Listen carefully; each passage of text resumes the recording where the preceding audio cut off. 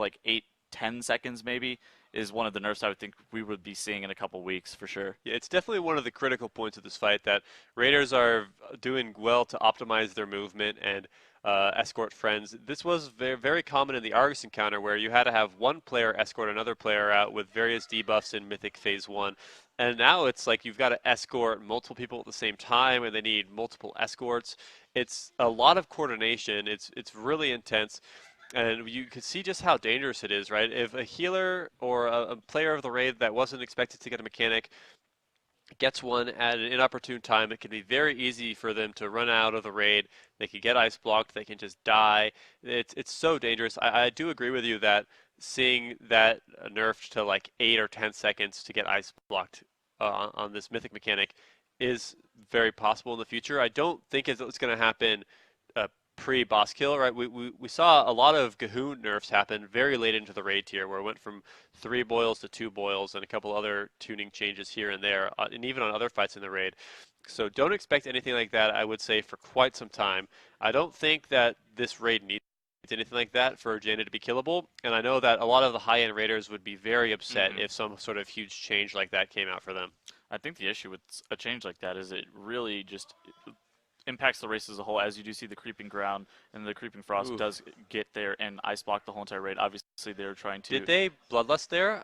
I do see the time warp. Okay, so they did lust there, but they weren't able to make the DPS check for some reason, and unfortunately, once that creeping ice gets up on those guys, that's the end of the fight every single time. Yeah, getting ice blocked as a whole entire raid group is definitely not what you're looking for in terms of progression. Overall, I think this fight has been pretty good. Even with Reeves dead, that's still a timer they've been able to make just fine with even 18 members of the raid alive. So it's maybe a cooldown wasn't used here and there. Perhaps his contribution was incredible. But we see the guys, they're getting up now, taking a stretch. Sko's waving at the camera. He's actually typing in chat. He says, new camera angle, and then I think that's like a Sko Pog emote. We see Sko waving at the camera, always happy. I think all of the guys here are in high spirits and are very happy with the progression that they've been seeing today. I think they were looking to push through that wall, maybe seeing the bottom 30%, try to see where they are sitting damage-wise, because obviously the only person that you would be worried about losing is a healer. I think losing a healer here is very, very important. I think losing a healer here is pretty much a wipe. Yeah. Especially in the final phase, because the healing throughput required is just too terribly high. Oh my goodness, we had a very up-close personal picture with Sko there for a second. He's standing there looking at the camera, and then they... Hey, wait, show Sko again. Get this off me. What's happening right now? Get this off me. They're back thank in you. the seat. The Thank boys are wandering around. Hopefully we're not in too much of a strategic discussion anymore. Things are going good. Kana's getting a Red Bull out of... He selected the right fridge. There's 2 Red Bull fridges there. I wonder why he's chosen that fridge instead of the left fridge. Do you think this could be a sign of anything changing in the fight? Was he in the right group or is he in the left group? Is he in the right group or the left group? That's a good... Maybe. Wow, you blew my mind just then, Tettles. I'll have to see to chat update on me whether or not Kana was right or left. But he does appear that the right Red Bull is the way to go. Oh my goodness. Twitch chat, I think you've done it again. They've just given me the greatest strategy idea, and it is just kill it forehead. I really appreciate that, Twitch chat. I will relay that right now. Trey, can you relay it to Sko to just kill the boss? Thank you. Well, so that's going to be relayed, I think. They're just going to be want. killing the boss. No. Oh. Yep, so, I don't know. Things are going pretty good. Looks like the guys might be going into a bit of a strategic huddle again, as they tend to. I don't think they should honestly be taking like a too terribly long strategic huddle. I think if their players do need a break to just kind of get a reset for a second, maybe use the bathroom, grab some food or something, I think that's fine. I don't think they should be taking like a prolonged strategy break, as we did see. The reason that they wiped there was they didn't kill the wall, which is something that they've actually seen multiple times, with their best pull being 14.2%. Yeah, I do see there is actually a break timer up right now, so they've decided to take looks like a 3 to 4 minute here to maybe do some strategic discussion. A couple of members of the raid are up and about using the bathroom, making sure to stretch their legs. Looks like Sko's talking to his chat. No, well, this is very, very normal for the Method Boys. They've been known, especially this raid tier, for taking long breaks in between pulls. So seeing how they're able to kind of come back after this break is going to be very interesting. And we are going to be starting to take a look at their best pull that we did see earlier in the morning, and we're going to be looking at it from the ice wall onward. We do see somebody getting ice blocked right there, but I think they do get broken out even while. So they pop Bloodlust as somebody is ice blocked currently there. Maybe, yeah, so they were sitting there ice blocked. They're going to be killing the ice wall, and then they're going to be DPSing down Nathanos Blycollar, getting him out of that ice block as quickly as possible in order to be able to end the intermission from Jaina. This is the best pull, but we did see some issues with it. Overall, I think they started bleeding out people at about 14% due to the prismatic in the glacial ray. The whole entire group got blasted by that glacial ray, causing a bunch of deaths. Yeah, the raid got sniped from off on the side where the illusion hit the entire raid with a large amount of damage, and then they were unfortunately not able to recover from that point. We see that there's so many of these barrages coming out that the elemental guys, remember, the goal is to be off kicking Jaina's title elemental for the entirety of the fight and never kill it. So that's one more pressure point that could potentially wipe them. You see just how good this pool looks, right? This could have been it, and you were almost here if you were here when this pool was going on. But after this first Howling Winds comes out, things are looking okay. But we see there's all the mechanics of the fight are still happening. Everything's looking really scary. The first Spirit Link totem is used. The second Spirit Link totem is used. And then the entire raid gets sniped off from one side. Boom! There it is. And they're just not able to recover from this point. And eventually the Glacial Ray comes out and just wipes half the raid. And it's the kind of thing that they've got to get more and more accustomed to these timings where you're trying to learn the timings of a fight that happened 10 minutes into the pool. And just getting 10 minutes into the pool is very challenging. Yeah. So while we are very close to the kill, we did have this 14.2% wipe. There's still a lot of learning and potential adjustments that might need to be made in order for them to push past this point and further into the boss. That's why I think they've been taking prolonged strategy breaks. So deeper into the phase, it's not easy to see the mechanics all the time. So making sure that you have a concrete strategy and are able to get back towards that phase 3 is super important. The most important part, I think, is the intermission. I think they've devised a very good strategy for the intermission.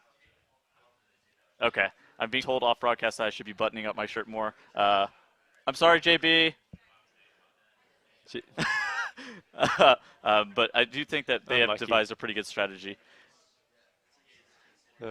Yeah, being being told that it's a competition between JB and I, but making sure that everybody is okay and making sure that they have devised a very good strategy as a whole to get back to phase 3 and see it as most often as possible is super important. Mm-hmm. I think their phase 3 strategy is strong for killing it this week. However, will they kill it or not? I guess we're going to be looking forward to see after this break that the Method Raiders have been taking. Do you have any word on that break timer? I don't know. Taking a peek over at Josh's stream, it appears the break timer is over. I believe all of our raiders are back at their computers, so hopefully we can get back into pools shortly. This boss can't die today, but they have to actually get in there and pull it to kill the boss. I know chat's been telling them that for hours now. Why don't you just pull it? And we've been asking that a lot as well. Why don't they just pull it? So I think whenever you're raiding for extended periods of time here, and I think whenever you're raiding for many days on end, I think it's fine to be able to take breaks, and making sure that you're okay to be able to pull constantly is important for the raiders' mental health, right? Mm-hmm. These guys aren't robots. They're people at the end of the day, and they're not able to pull for extended periods of time without any breaks. So making sure that everybody's okay, getting up, walking around, grabbing some water, stretching your legs, stretching your wrists, making sure that you're all okay physically and mentally is very important for the elongated pulls and the elongated days that they have been taking. Obviously, we've been seeing them do about 16-hour days. Yeah, crazy. Out here being here for 16 hours in the Red Bull Gaming Sphere is definitely long days, especially if you were putting 100% of your focus into raiding. It can be very exhausting, right? You think like 16 hours in a day, that's crazy. So just how long has this tier been going on for these guys? 5 days now, right? In EU of raiding? Mm-hmm. But I mean, the preparation required even beforehand is immense. Much more than that, right? So at 16 hours a day, raiding for 5 days, that's the equivalent of an average guild raiding for 5 whole weeks. And for a lot of guilds, that could be even significantly longer than 5 whole weeks. So being able to have that time to dedicate it like this for such an amount of time is really an incredible thing. And being able to be focused and concentrated for that amount of time too is certainly a skill in of itself. It can be so like mentally draining and exhausting doing one thing for over and over again. We talk about the gamer brain, right? Dettles that Yeah. players can get into where once you've been just kind of like pounding your face into a fight like this for so long that it can be very easy to lose focus of what needs to do, where it's very important to sometimes get up and take a walk and use the bathroom and whatever else you need to do so that you can be laser focused again, coming back from a break and get a good pull in. I think it's super interesting that they've actually stated a couple times that being out here in the Red Bull Gaming Sphere actually improves their performance and improves their longevity in terms of being able to stay focused. I know you and I were here trying to do Mythic Plus yesterday, and I was having a very difficult time focusing on even our dungeon, even on my monitor, right? Hmm. Just it was just like so distracting seeing all this stuff, but being out here with all the support and everything that you guys are giving all the players is very encouraging for them. And so keep it up, guys. I really appreciate it. I'm sure even having a heart-to-heart for a minute, even though you guys are Twitch chat, all these Raiders do appreciate you guys being super supportive of them. Yeah, show these guys your love. We want to see the hearts. We want to see hearts in not just the main method stream, but in all of the Raiders streams. I believe we have 15 plus, like 17 plus POVs on this fight. It's absolutely crazy. There's so many ways that you can see how your favorite method raider is playing. Maybe if you want to tune on one of the guys' streams to kind of learn and analyze what these guys are doing on one of your favorite classes, there's always the opportunity to have more than one stream open to kind of see like what's going on. You could see just how scary all these phases are. We're very lucky to have the POV of 7 of the Raiders here in the Red Bull Gaming Sphere to kind of go between, to see the different classes, to get different insight about the fight from multiple POVs. And you could see just how differently the brains of the tanks work and the DPS work and the healers work, in how elements of the fight move around their UI and how much they're tracking and what they're tracking. So it's really just incredible to be able to have such a cool event like this to kind of celebrate World of Warcraft and celebrate World of Warcraft rating in such a way that this is only the second time this race has been streamed in a format like this before. So things are only continuing to get better and better for all of WoW broadcasting as a whole. It's really exciting to get part of something like this. And as these pools get better, we do see, unfortunately, Deep Shades getting ice blocked. But as he can be still kept alive, and they can recover from this, any of these pools can be a good attempt, right? I mean, as long as they have a battle res, I think it should be okay. But him getting ice blocked outside of the group very far away is very poor. Just dodging those tornadoes is very difficult, especially whenever you do have that that very small field of view for your character. One of the changes is the Gathering Blizzard mechanic, and this Phase 1 intermission does have that Gathering Blizzard mechanic for the whole entire raid, and we do actually see 2 or 3 players going down there with Narcoles. I think Narcoles and Kano were both down with Deep Shades also being trapped in an ice box, so I think we... Deep Shades didn't end up falling. Okay, so they ended up breaking him out. But there are still a couple of deaths up in the raid frame, right? So, guys, they can get past the ice wall just fine with 18 players if they do good cooldown management. Whether or not they're able to kill, I don't see any way that they're able to kill the boss with their current strategy with multiple members of the raid dead. So, but it is still important for them to be able to get there. They'll be able to tell from the logs when they get there whether or not what they're doing is working. So. And whenever there is a battle res available, like we did have now for Narcoles, we can bring the whole raid up, hopefully stabilize everybody, continue to push further and further. And these battle reses aren't going to be getting a lot of mileage in Phase 3. Once they get into Phase 3, once one member of the raid falls, the entire raid is very quick to fall after. The druids will be available to cast a battle res on one of the tanks if they died, if they did have a battle res available.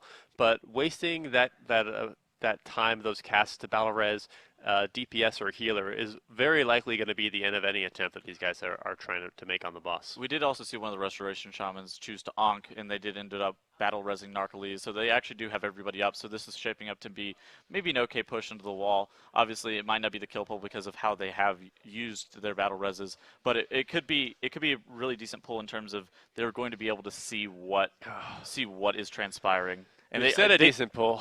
Yeah, and then they all died. Then they all got hit by the ice fall, and then it was over. Yeah, the icefall is pretty rowdy here. And now we're getting F's in chat because they all got icefalled. Yep. The icefall, right, it can spawn anywhere in the room randomly, and then it targets the opposite side of the room, and it's going to go all the way across. And if this occurs during a Howling Winds phase, the amount of reaction time that these guys have to look for one of them is very little, sometimes even less than a second, to notice where this is spawning and where it's coming from. And if it comes on players, it's very difficult to see where it's coming from. And it can see just how quickly it wipes the raid. If it catches even one or two members of the raid out, often the rest of the raid will follow. And if one of those members of the raid that gets caught out by the icefall is a healer, it's always going to be a wipe. So there's so much coordination, there's so much awareness that you have to have throughout the entire fight. And a kill pool is going to be over 10 minutes, right? So that's a lot of effort and a lot of energy and a lot of focus that you have to have for an extended period of time. This is a very intense fight from start to finish. Yeah, Chad, I'm sorry for cursing them there, for them getting hit by that icefall. I shouldn't have said this is shaping up to be a good pull. I don't think we're allowed to talk about icefall anymore because every time we mention icefall and how it works and how they can avoid it, it kills them.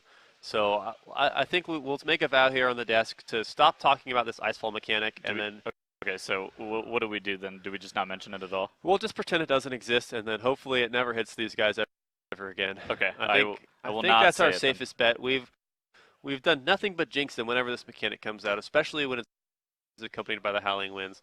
So I think we have to change up our strategy here on the desk so that we can stop jinxing these raiders and so they can get more clean attempts in and stop dying to the same mechanics that, like, the window of time you have to be aware of these things is so small. Like, any lapse of judgment quickly kills them, and that's all the time you're putting into that pool gone, and you have to come back to the next pool, refocus, refixate on the fight, re-energize yourself, and then get ready for any of the changes that are going to happen and whatever else that you have to deal with. Progressing deeper and deeper into these phases. And pull 264 is currently underway. We are seeing them in phase 1, firing the ballistas at the boat on that left side there. We do see Gingy there. Got you, base. Firing the ballistas. Yeah, Gingy's back in his method jersey today. Is looking good. We want to see more Gachi bases whenever Gingy is on stream. This guy he's a real monster, right? He talks about how in his interview how much he loves whenever there's a fight where there's a period in a fight with high personal responsibility on one member of the raid. And he has a very special task this raid of running ahead, and it's his kick on Jaina which gets them out of the phase 2 intermission and then into phase 3. So it's definitely a fight that he loves, and we know a lot of the raiders here really are enjoying this fight. So while these attempts are long and hard and very tedious, this is a boss that these guys have, I don't want to say it, but they've been having a lot of fun playing. So it's good to see that they're able to keep playing with smiles on their face. They're staying talkative, they're staying chatting. No one here is upset or angry or getting tilted over any of these wipes. They just have to continue to do a good job, stay positive and smile, as I know you guys in chat love to do, and they'll continue to progress further. And well, I don't want to keep saying that any pull could be a kill, but it does feel very true. I think we predicted earlier that around the 280 mark, we're going to be really looking at a good opportunity for this boss to actually fall, it's kind of crazy that that's 16 pulls away from now. And I certainly hope that we don't ever actually end up seeing the 280th attempt. But that still does feel like a good number. But I think they need to be getting into phase 3 1 out of every 5 pulls for them to be super comfortable. Why do you actually think Gigi is electing to play this Beast Mastery instead of Marksmanship like we've seen a lot of other people play?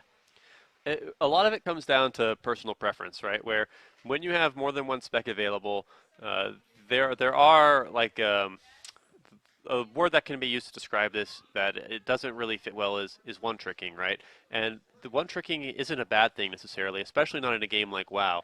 And do believe Gingy has played more than just spec. We have also seen him playing his Boomkin on a couple of fights, right? So Hmm. I know you want to talk about this, so I'll give you the opportunity to talk about it now. But Gingy on his Boomkin was the world first level 120 player, right? But they've decided they've run the numbers, and maybe they like the timings of having a BM Hunter on this fight. They probably are not opting to use a lot of 2 and 3 minute cooldowns on killing this ice wall. So having a BM Hunter with its low cooldowns on Bestial Wrath and Aspect of the Wild to be able to attack the wall is probably very valuable. It's the kind of thing that without studying his gameplay more in depth and then looking at the logs and where his cooldowns are lining up, it can be hard to tell why a BM is valued over another MM hunter or even a survival hunter because, Hmm. truth be told, survival hunter is really, really good right now. Even goes so far as to argue that survival is a better spec than both Marks and BM, with the one exception that it is a melee spec as opposed to a range spec, which is certainly not to fault it, but it's definitely not doing it any favors. So I personally think BM is fine. It does have additional execute in the last phase, which is really nice.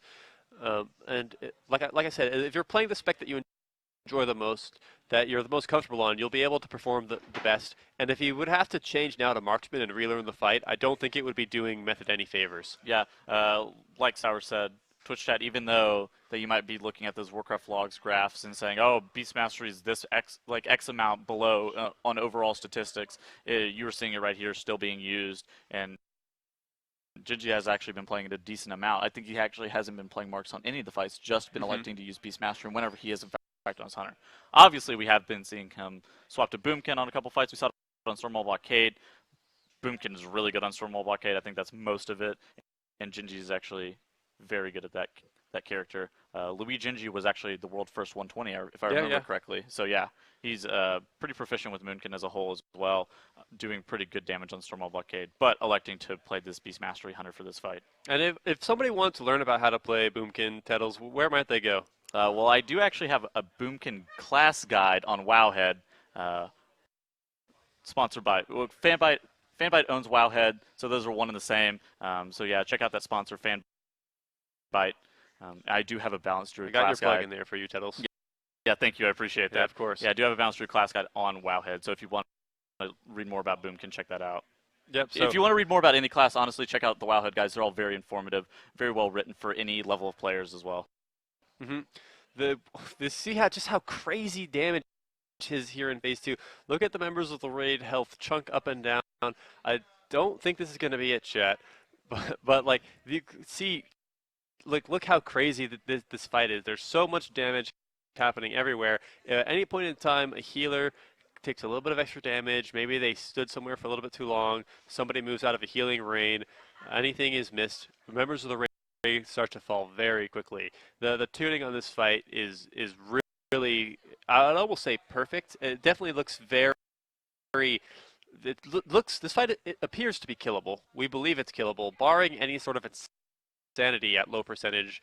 This fight is going to die. If not this reset, certainly and within the first couple of days of next week. So, yeah. This fight Go is on, Tettles. really, really healing intensive as a whole. Basically, any minor mistakes, you can just lose your whole entire raid, whether it's to Icefall, whether it's to just taking damage to the dot. If your healer gets caught in an ice block, then the other healers have to catch up somehow, whether it's spending mana that they did not otherwise intend to, maybe blowing cooldowns that they otherwise did not intend to. So making sure that you have appropriate pacing for cooldowns and everything is very important. We do see Genji eating on stream there. Well, what is he eating, chat? He's trying to get gains, dude. Ain't nothing wrong with this. He's trying to get Ain't those no gains. time for gains. And I do believe that Sko and Gingy have actually been, after their raid nights, even when they're ending at midnight or very early in the morning, have also been going to the gym, working out, and maintaining a healthy lifestyle outside of the raid. That's some incredible dedication, both to themselves and to this raid. It's it's really remarkable. I believe that that's something that Method has been trying to help promote as part of their brand image. I don't know too much about that to speak on it, but definitely get out there, guys. Take care of yourself. Work on Mm. improving your gameplay. He It's hits us really with the good. OK hand. He knows that it's He knows good. it's good, It's boys. gains a clock, boys. Yeah, yeah. And he also sits down to eat the fish feast at this, or not the fish feast, the The sanguinated, sanguinated the feast. sanguinated feast at the same time in order to get his food Dude, buff in game and in real life. man, I ended up with the end of like even 2 to 3 weeks in the last raid tier. I had so many sanguicells. I had no idea what to do with them, so really happy to see that the sanguinated feast was able to make it into the game because those things were starting to become a real problem in my bank. Yeah, I had 2,800 sanguicells, Wow. so yeah. I don't know why they don't just stack to 1,000. I wish. That was taking up a lot of space in my bag. I probably should have put it in my bank, but I ended up converting it all into feasts, so that was pretty good. Mm-hmm. Bountiful Captain's Feast? I don't. Oh, I guess they're not using the sanguinated feast. Yeah, they're using the They other do one. have one. I have seen a couple. They're those nice triangles. That is the sanguinated feast. It's really been really good to be able to clean out my bags with that. It's a shame it took so long for it to be added, but it's really nice to have it there to actually clean up the bank and everything else. All right, but on a more pressing topic, we are on the way of another pool here. 265 attempts in. Things have been looking shaky at times for Method today, but they have gotten their best pool today. Their splits have been cleared, so we are looking to be at around max power level for these guys this reset. There are a couple of ways that they can buy BOEs if necessary to get out a couple of extra percentages of damage here and there on various classes, and a couple more millions of gold could be invested into re-rolling any of their crafted pieces to try to get a slightly better roll on them. But right now, we're working with what we've got, and what we've got is probably enough in order to kill this fight. Look at how much these warlocks are popping off in phase 1. This is some crazy Well, damage. they're able to get really efficient two-target cleave on those frozen ballistas as well, getting getting immense havoc value overall. Destruction Warlock over the course of this whole entire instance has actually just been insanely strong, and Deep Shades is definitely one of the best Destruction Warlocks in the world. He's been doing very, very well playing Warlock this tier. Yeah. Oh, is he gonna get ice blocked here? Oh, I think he's gonna be. We're safe. Yeah, So we made it. Oh, this is one of that was only a route. We're yeah, okay. that was only a route. We're So good. that route is natural. The timings in this first phase are really scary, guys. When that avalanche is coming out during the winds, it's very easy to get separated from your group. If you don't see where everyone's running, you could easily kill another member of the raid with the avalanche. You could run into something you don't want to, and you can die.